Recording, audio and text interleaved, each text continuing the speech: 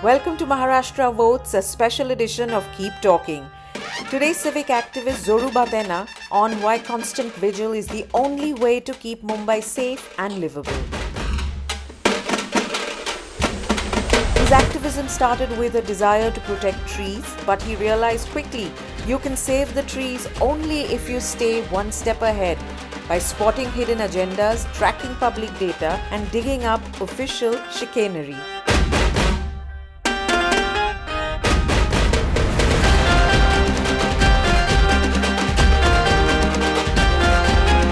His daily tweets from across the city have become a record of our times. Where's your cape, Zoru? Huh? No cape? Capeless crusader for Mumbai. Must be difficult to travel with you in this city, isn't it? You're always looking for how this city has let us down. Yes, wherever I go, I see something or the other, some issue comes up. So I must confess, my kids always warn me when we go in the car that you cannot stop anywhere, then only we'll come with you. But having said that, they are also, at least once a week, they will send me some photo of something or the other in the city and say, see, something's wrong. So they are also documenting things for you. They just don't like it happening 4 times in the journey. How did you start on this journey? Because it's a thing you're doing because of your passion for this city. You're a native Mumbaikar, like I am, and you're doing something about it. How did that engagement start? I don't know. I think it's a madness. Let me be this thing, because I think everybody in Mumbai can see what's going on, but nobody has the time or the energy or the patience to deal with it. Nobody's bothered to really even stop and how long does it take? Click a photo and tweet. It takes few seconds. Social media has made it very easy. Yeah, but it still takes some time. Sure. But no, very few people want to take that effort, and a lot of people who do it because of something that is happening to them. They are affected, so they complain. They are not bothered if it's something to do with the city. So but everybody can see what's going on. Anybody in Mumbai will tell you any road outside the house is dug up again and again and again and again. But we are all helpless. How do we resolve such an issue? And if there is a bad patch, that will also not get resolved. If there is a good patch, they will dig it up. So this is an issue of throughout the city, and I look at it this way that okay, what maybe irritates me or tickles my fancy, however you want to look at it, I speak up about it. And I think if more people speak up about such things, people in different departments listen to it, and at least they have to deal with that. Otherwise, there's nobody saying anything what is going on in the city. We can have this conversation any day of the year, and we will have lots to talk about, and it will be absolutely current and relevant. But we are speaking as Maharashtra goes to vote. In that context, when you look at the citizen, you look at the city, and you look at the fact that it is a time to assess what the previous government has done and what promises they are making and a new set of challengers are making. What are the filters through which the citizen should look, the Mumbaikar should look at the political parties and their offerings? Forget their politics. Maharashtra elections, whoever gets voted in, does it really make a difference to any of our lives? I don't think so. Each of us may have some pros and cons and fancy and dislike for some One party or the other, etc. But at the end of the day, whoever it may be, I'm not talking of Maharashtra, I'm only talking of Mumbai. Yes. Is our life getting easier, better? I've been very active in this civics issue since maybe about 8 years now. So I really don't have much interaction with the past government.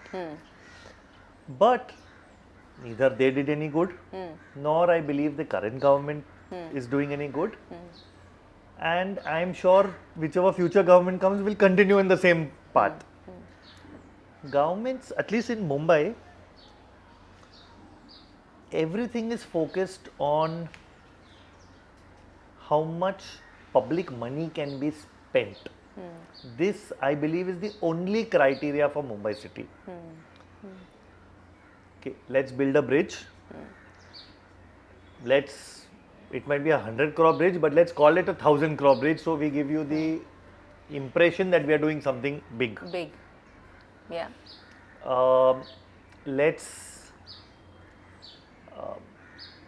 Okay, road is not good. Let's cement it. Why? Because cement costs 10 times more.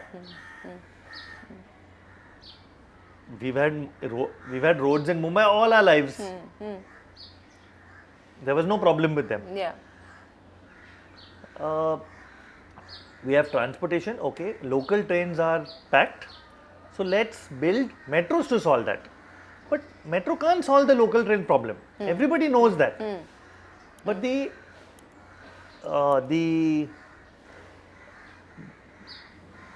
thought process is taken onto some other direction.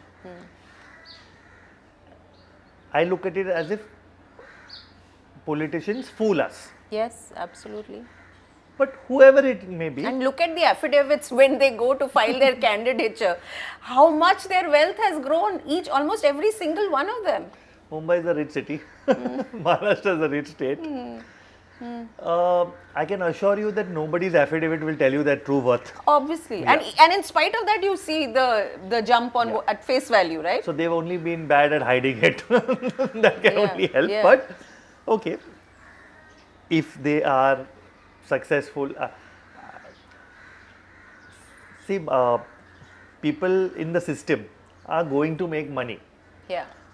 Be it a corporation, be it a state person, the system is going to make its own money. And however much we may not like it, we want to remove it, we may give stories that we are going to eliminate all corruption. It's not going to happen. It's not happening.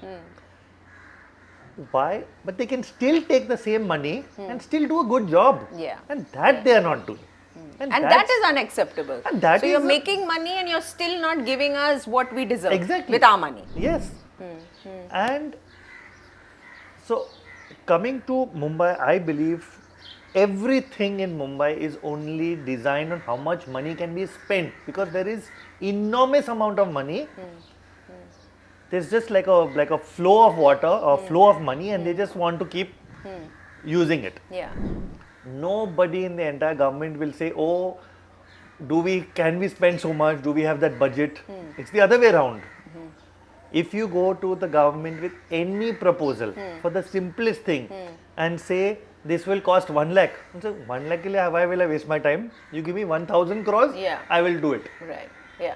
This is a huge problem. And it's a chronic Mumbai problem. Yes. Maybe some other cities, other part of Maharashtra. But definitely it ails Mumbai. 100%. Let's take issues which have been done in Mumbai right now.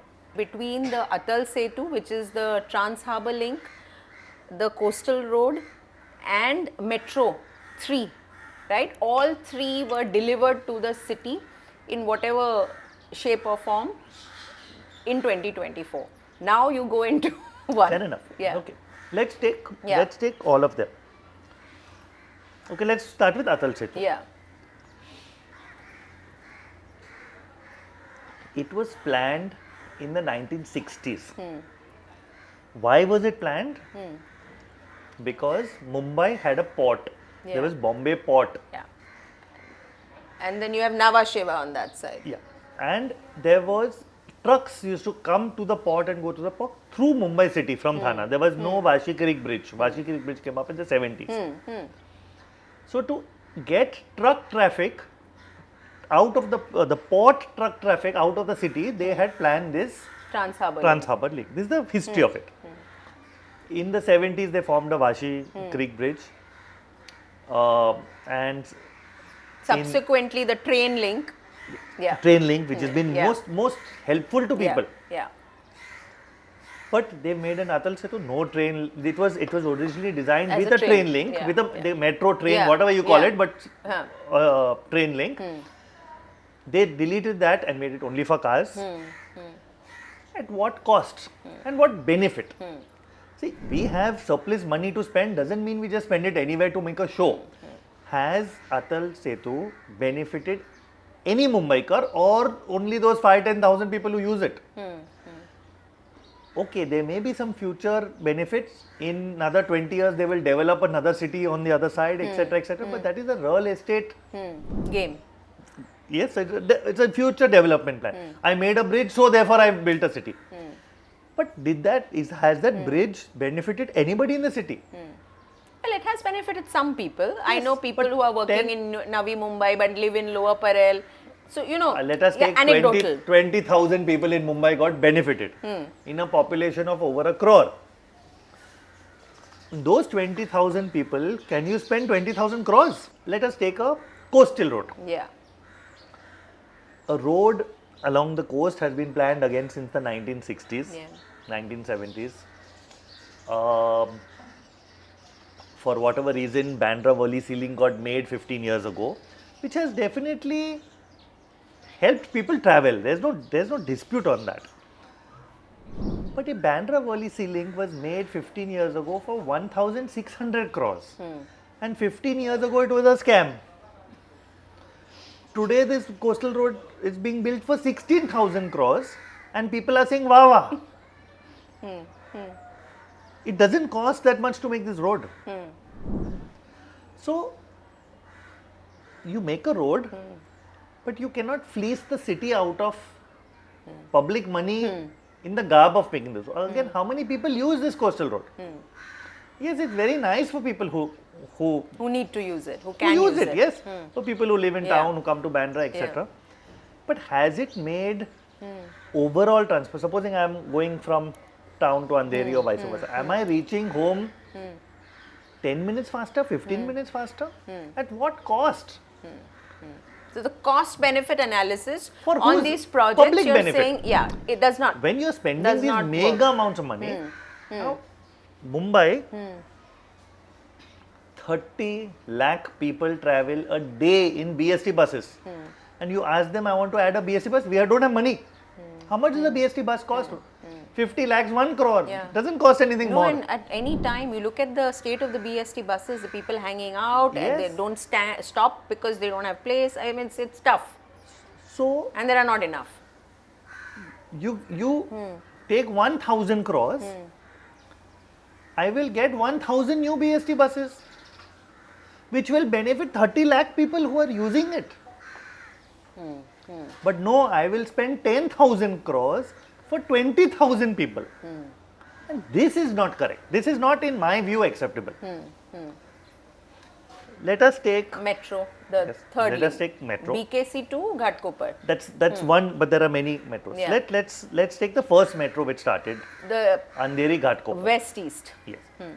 From day one, it has been full. Even till today, it is full because it connects Central Railway and Western Railway, Yeah. and people had to stop going to Dadar to change trains. So it helped a lot of people. It helped a lot of people travel. So it gets a thumbs up. People have the people are using it because they find it convenient Sure. from day one. Anytime you go in that Andheri Ghatkopar metro, it is crowded. In peak hours, it is mega crowded. Why? Because they run on 4 coaches. It is designed and built for 6 coaches. We ask them, why don't you add 2 coaches and let coaches, people yeah. go come? There are Yeah. 4 lakh people Yeah. using it every day. Huh. Let them travel comfortably. Yeah. We don't have money to add 2 coaches. Are you serious? Yes. How can it be possible that a government who is building 10 more metro lines doesn't have money to add 2 coaches to every, how many 2 coaches, 100 trains, whatever it may be. It's peanuts. Let us take next one open, monorail. Yeah, I'm very familiar with it in From day one, Vadala, Dadar. it was a failure. Chembur to Vadala was never used. But after that, when they opened from Vadala to South Rasta, Yeah. it goes through some of the most crowded parts of Mumbai. Yeah. But still nobody uses it. Why? Because one train comes every 20 minutes. No, nobody in Mumbai is going to stand and wait 20 minutes for a train Yeah. when I could get into a bus in 5 minutes and go. Yeah. Okay, that's in AC, that's comfortable, etc. But people are not Time bothered is about money. that. Yeah, time is, yeah. So why have they now, why don't they have money to make a monorail run every 5 minutes? They're saying because it's loss making, we will not do. Arey, but you built an entire infrastructure. Optimize it. Try and optimize it. optimize it at least. Yeah. Correct? How can means how is it possible? So therefore, I'm saying the entire focus is not on solving people's problems. They are only focused on how to create new problems. Let's take Metro 1 we said monorail. Let's take Metro 2 and Metro 7. It was opened in 23. Metro 2 goes on Link Road, Andheri West to Dahisar West. Metro 7 goes on the highway, Yeah. Andheri East to Dahisar Western East. Express Highway. Yeah, Western Express Highway, and it loops. We are very lucky it loops because they could not find a depot for Metro 7. They could not find a location, so they Right. said, now what to do, how do we start it, let's connect the two, and they connected it, and it's actually a good thing. If they had not connected it, it would have been, you have to get off, change. Nobody wants to do all these things. It is going, I think, 40% capacity. Because again, there is no connectivity. If I get off the station, I can't find a rickshaw, I can't find a bus. Yeah. Yeah. So what do I do? Yeah. If I have to reach my eventual destination and I need a bus and I can't find it at the metro, I will start my journey only on the bus. Yeah. Yeah. So this is the issue. They have made a beautiful line, and they're like, now how you use it, that is your problem.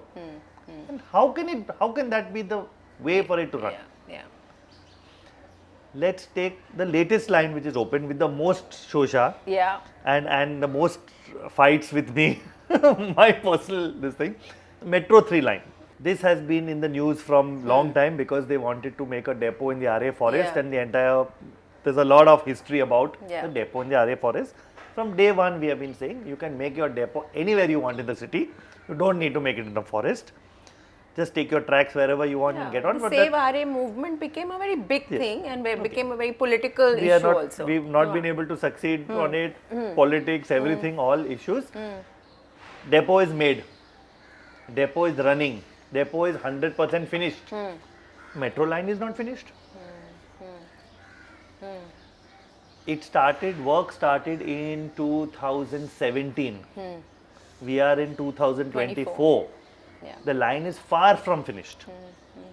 They have just now started 11 kilometers out of 33 kilometers. So they've started 1/3 length. What they've started, Andheri to BKC, nobody wants to use it because it takes you 5-7 minutes to get down. Then you have to wait 5-7 minutes for a train. Then you go very fast. Yeah. Then again it takes you a few minutes to get up. Yeah. So your eventual journey is the same. And they built this metro. They spent 14,000 crores on phase 1, and I get off at BKC station, I cannot cross the road. Yeah. They have not made a Yeah. pedestrian crossing. Yeah. How is that? I mean, how can you do that? They've made a station, an airport T1 station, no escalator. You have to walk. Yeah. Yeah. 7 floors, Yeah. 150 steps. Yeah. Who's going to walk? So it becomes a deterrent, right? You're not going to use it. Means- Even the skywalks had Yes. the same problem, Yes. right? Again, Skywalks was always, I think entire Mumbai knows Skywalks is a money-making scam. It was not designed Yeah. for people to walk. Yeah. Yeah. It was designed on how to spend money. Exactly the same thing. The intention of everything is done with how much money we can spend. And therefore, how much money different people can make down the Everybody chain makes and up the chain. money Yeah. along the way. Yeah. Yeah. So the bigger the ticket project, the more money everybody makes. So, But why can't you make that money and do it correct? yeah. Yeah. I mean, how is that difficult? What about the race course, Zoru? The last time we met, I think the race course was the trigger and Mumbai's green cover. What is your assessment of where that is headed, and are there going to be a lot of developments in the year ahead for that? So, a lot more information has come out about the race course in the last 6 months, which is what we suspected but were not able to prove right on the first day. The story given to us is that the race course is 200 acres, and the story given is that the government has taken back 100 acres to make it as public open spaces. Yes. And from day one we were saying, but those 100 acres are already public open spaces. Already accessible to Already the public. open public space. So Yeah. what story Yeah. is this that you are taking back public open Yeah. space? Yeah. And this was the red flag, but we were not able to understand what they were doing. And then there was a story that they're going to make an amusement park and a Yeah. wheel, and Yeah. everybody's focus went on what the government wanted us to focus on. Because that is what I Yeah. must say, that's what politicians Yeah. do. Yeah. They know how to play with our minds, Yeah. so that they divert our attention from the real issues. That's how it is. What is the real issue?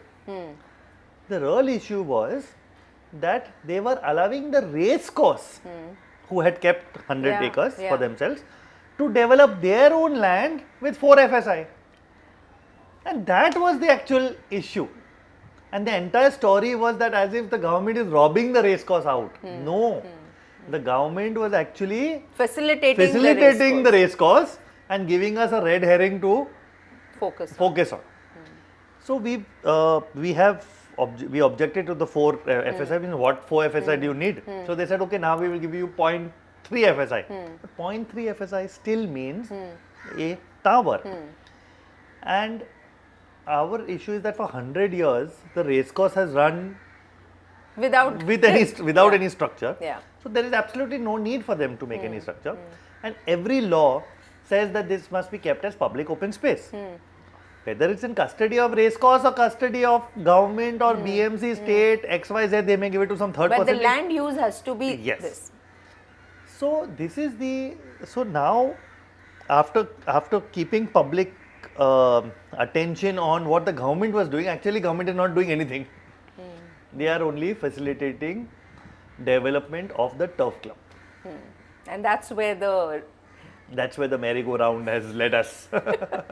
like many people, I follow your tweets, and there's almost several a day, and they are constantly documenting different things. It could be an unfinished concrete lying on the side of the road, it could be a potholed road, it could be no autos outside somewhere. So the point is that you make it a point to tag the administration. What is the response? Are they responsive to these efforts? Personally, I think Twitter and particularly the BMC handle, I think they do a very good job, I must say. I would say more than 50% of issues raised on Twitter, as far as I raise, they take care of it. They address it. They address it. Nobody does anything correctly, that's a different story, but they look into it. They are genuinely looking into it. See, fixing department is somebody else. The Twitter department is somebody who's sitting on his computer. A lot of us remove our frustration on that poor guy who's handling the Twitter account. He has no role in it. So, if you raise the issue, as I said, raising the issues resolves a lot of things. I've seen it quite positively from the last 5-6 years that they've had this account. They're responsive to public. And they do it. Yeah. Yes, they don't do so many things, but that doesn't take away that they do some things. And that in BMC is because there is no other way. How do you get things done in BMC? You cannot spend every day going to somebody's office. So this is really a fantastic system, and it works. It has it, like with everything, it has its flaws. But sorry to just interrupt you. You mentioned something BKC just now or something you mentioned. But just let me. An entire BKC has been built in the city as a commercial hub, and there is no way to get from the station to BKC. You have to fight with a rickshaw wala. You have to fight with. Can the government not solve that? Do they need to make a metro line for it? Do they need to make a monorail for it? Do they need to make a skywalk for it? Why can't they make a rickshaw line with genuine or a proper sharer rickshaw? Yeah. How difficult is that? So who needs to answer this question, Zoru? Because you've asked it. I know you ask it. So who is going to answer this question? The politicians we are today going to be voting for. And I ask this to all the politicians. I simply let us take local trains. If I'm more familiar with Western Railway. If I am standing at Andheri station at 7 o'clock in the evening, everybody is going towards Virar side. I will get only 10 trains to go to Virar in between 7 o'clock and 8 o'clock. And there are 28 trains going to Churchgate. Which is less in demand at that. It's going ulta into, But nobody is traveling to Churchgate. Yeah, exactly. Those trains are also full. It's not that they are empty. I'm not, in Mumbai traffic, people travel all the time. But what is more important? The Virar direction or the Churchgate direction? Means how can we have politicians who don't go to the railway station and see what's happening? How will they plan anything? I'll give you an example. So is it a disconnect between the political class and the citizens? Because, Mumbai does have, Mumbaikars are like the Thakres when they were running government and when they run BMC for how many, 15 years, 20 years at a stretch, their party. They're people who lived in the city, so they know the city. So where is the disconnect? But have they travelled by local train? Have they travelled by bus? I don't think so. So that is the disconnect. That is the thing that makes the political class. See, because Zoru, everything that you point out, everything that we are talking about is it's common sense. Absolutely. It's based on experience, Yes, and it's based on a simple demand for a safe, reasonably comfortable experience in public in Mumbai. Yes. And yet we don't have it. That's what I'm saying. So everything is focused on how much money we can spend. They will say, okay, let's take Andheri. They will say Andheri station is crowded. Let's build 5 buildings there. Let's redevelop the station. But you redevelop the station, no problem. But how will the commuters travel? How does it help the commuter? You answer that question first. So it is the conclusion that the political class and the builder lobby together have created the Mumbai that we are all inhabiting at this point. According to me, whichever government it is at the end of the day a builder run government. No government can do anything against the builders because that's where all their bread and butter comes from. Yeah. But you can still build, like you go to any nice building complex in Mumbai, they are all nice inside. Yeah. So why not outside? I I give you one thing. I was speaking to some MLA about some issue which is going on. I'm not getting into who it was and what is the issue, but you can go into it. I don't want to because it's not a personal. It's an issue based. Yeah, of course. This problem is going on in Mumbai for the last 10 years. Tell us the problem at least. Some flooding problem was there. Okay. Yeah. Since some flooding problem, I simply asked. I said, I have a lot of builder friends. I'm sure you must be knowing so many builders also. You just tell that builder, हमको problem solve करो. वो solve करेगा. He will make BMC work. He will do everything. Everything he will do. Which you tell me, a new building coming up, a 7-star complex. Do you think that builder will accept flooding outside his thing? No, he will get the government to change and repair everything outside his complex so that his complex doesn't have a problem. It's happening in front of our eyes everywhere. Tulsi Pipe Road, the mills. Senapati Bapat. In front of our eyes, those have become into complexes. And they are all beautiful inside. The road is a mess outside. Absolutely. correct? But inside everything is good. You go in there all chaka-chak. Yeah. You won't even think that you are in Mumbai.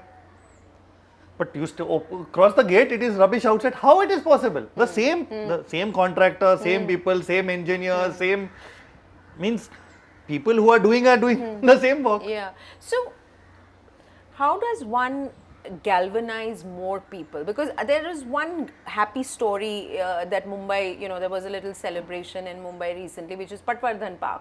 Where the citizens got together, very ensured that they kept a vigil over this park, which BMC wanted to convert into a parking lot. Yes. So that's a good story, right? Because they have taken back that plan, and there is actually a record to that effect that they have taken back this plan. It's not just an oral thing which can change when the bureaucrat changes. So what is that a sign of hope? Is that where Mumbaikars and citizens in Mumbai will have to go out of their way to participate in, to collectively do things together? How do you see it? I mean, basically getting to I'm solution. very much involved in that, so I'm just Yeah. trying to give you a diplomatic answer to this. Why? Because No, because diplomacy. I see, we unfortunately as people, there's a philosophy to it. The person who takes away everything from you and then gives you a peanut back, you say thank you to that Grateful. person. Yes, and this is how our politicians work. This is the story of Patvardhan Park, of somebody taking away your park so that they can give it back to you. This is how I look at it. Yeah. Yeah. So, of course, I'm making it very simple, this issue, but this is how it is. And yet, if that vigil had not been kept, Of course. it would have become a parking Of lot. course, yes. Right? As I said, I'm making it very simple. Yeah. So what would you suggest people do? This constant vigil that you keep, and for we are just talking about the tweets and the public face of it. There is a lot more, right? You're engaging directly with people who can do something. You are also keeping tabs on land use. Reaching out to the court, because I think. When this Dharavi redevelopment project that now, one party and some people say they will cancel if it comes, whatever. But the point is that it has been greenlit and large amounts of land have been earmarked for this and for the Adani group, which is redeveloping this in joint venture with the Maharashtra government. Now the question is, Mahim Nature Park was something everybody was very worried about. Is it safe? It is safe, right? I believe whatever happens, Mahim Nature Park will be safe, but they may use the FSI of it, or they may use it as the open space of the project, and therefore deprive the rest of the project of open space. Right. So they will misuse the space in some other manner, fashion. and that will be very difficult for us to keep. Though we are keeping a check and balance on it, but it's something very difficult because it's a intangible fight. Yeah. But they will 100%. I mean, I have that much faith in the builders that they are not that stupid to leave it. And we're not talking about any builder. So, yeah. So, you have, let us say, glass half empty view of human nature and the nature of Mumbai's builders, right? And the nation's builders. You were mentioning about parks and gardens. Yeah. The story of Patvardhan Park is in every single park and garden in the city. There is some local person, politician or somebody other looking into it. Everywhere. There is no shortage of these stories everywhere. The problem is, how I see it, is that say 15 years ago, there was some other political party and some other politician. Yeah. And good people fought with them and said what you are doing is wrong, and got new people in saying that these are good people. Yeah. These good people have now surpassed all the good that the old people did and have gone way beyond. And the people who were the citizens who have been through this are now no longer able to catch the new guy. Yeah. Because they are still focused that the old guy was bad. Correct. And we brought this new guy in. Yeah. So I thought that whoever comes into power, we citizens must remain in opposition to keep a check and balance on our Yeah. parties, whoever is in power. Absolutely. The moment we give them blind support, it is when we fail. Ourselves. Yes. Yeah. And that's how the city is. That is what it is. And it's human nature. Somebody who you support, Yeah. you will not blacken his face. Yeah. Yeah. But that is where we are letting ourselves down. So, are you watching these elections closely? You have to. I personally believe whoever comes, we have to deal with them. Yeah. Yeah. We may have a wish. This person is A little more public-minded about Mumbai. Between the devil and the dark blue sea. Another thing I've noticed in whatever years of interaction, that all politicians are good when they are in opposition. Yeah. The moment they come onto the seat, Everything changes. everything changes. So therefore, we must send them back into opposition regularly, to keep So them in that check. cycle is helpful to the citizen. Any party who comes into power is only as powerful as the opposition allows them. So if we are in a situation, in a bad situation today, it's because our opposition is weak. So forget who comes into power, we must have a strong opposition. And that is more important for anything, because it is an opposition who catches them when they do wrong.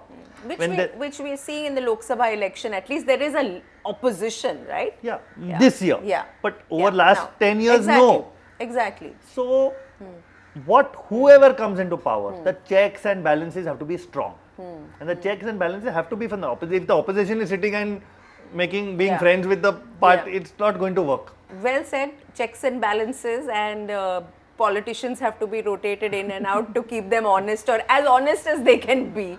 We'll keep talking, Zoru. Thank you so much. Thank you. Thank you very much.